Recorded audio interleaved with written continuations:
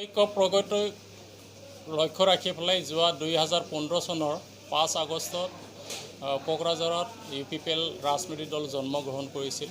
তেতিয়া প্ৰতিষ্ঠাপক সভাপতি হিচাপে UG ডাঙৰীয়াক সভাপতিত্ব লৈ পেলাই আমি দল চলাই আছোঁ।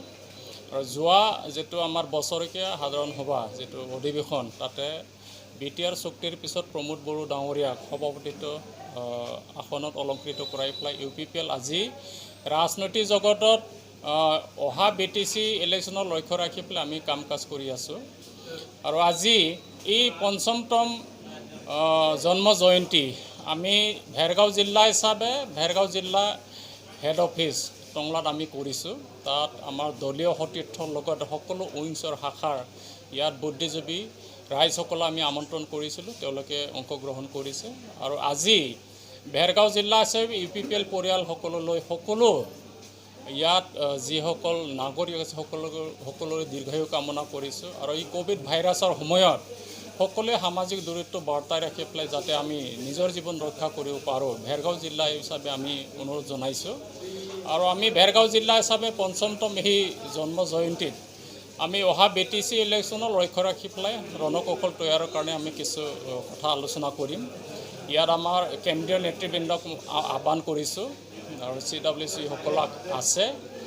জিলাৰ 3টা শাখাৰ আমাৰ কমিটিবিলাক আছে, নেতাবিলাক আছে। আমি ইয়াত ৰণকৌশল তৈয়াৰ কৰি আগন্তুক BTC ইলেকশ্যন আমি কেনেকৈ শান্তিপূৰ্ণভাৱে আমি পাৰ কৰিব পাৰোঁ তাৰে ৰণকৌশল আমি তৈয়াৰ কৰিম।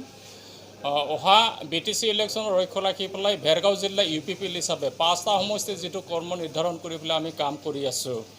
ইয়াত বিভিন্ন জাতি জনগোষ্ঠীৰ দল সকলো ৰাইজে আমাৰ দলত যোগদান কৰিছে। আমি ভাবিছিলোঁ যি সময়ত UPPL দল জন্ম হৈছিল সেই সময়ত কোনো এই UPPL দলত থাকিবলৈ মানুহে ভয় পাইছিল, শংকা হৈছিল, সেইটো বড়ো ৰাজনৈতিক দল উগ্ৰপন্থীৰ দল বুলি কৈছিল।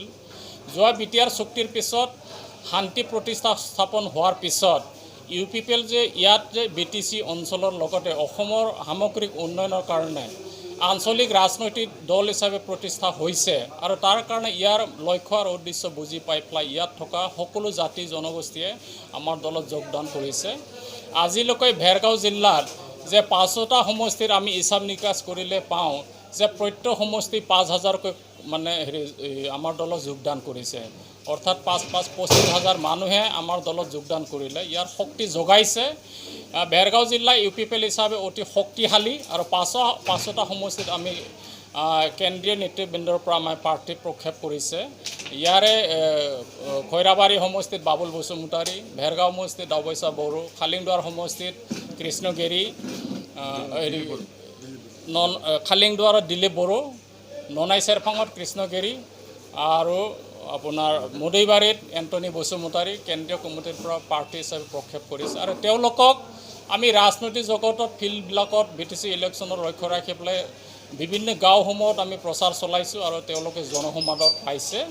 আৰু ইয়াৰ লক্ষ্য ৰাখি পেলাই আমি অনুমান এটা হৈ গৈছে অহা BTC ইলেকশ্যনত আমাক হৰুৱাবৰ কাৰণে কোনো ৰাজনৈতিক দল এতিয়ালৈ শক্তি যোগাব পৰা নাই, শক্তি যোগাব পৰা নাই তেওঁলোকে। তাৰ কাৰণে আমি ভাবিছোঁ যিখিনি ৰণকৌশল তৈয়াৰ কৰি পেলাই আমি ফিল্ডত কাম কৰিছোঁ, সমষ্টিবিলাকত কাম কৰিছোঁ, ইয়াত মানে মানুহবিলাকৰ সমাদৰ যে সকলোৱে আমাৰ দলত মানে দলে বলে আহি পেলাই যোগদান কৰিব বিচাৰিছে। তাৰ কাৰণে সেই দলত যোগদান কৰি পেলাই আমি শক্তিটো ৰাজনৈতিক দলৰ শক্তিটো বৃদ্ধিকৰণৰ কাৰণে যি প্ৰচেষ্টা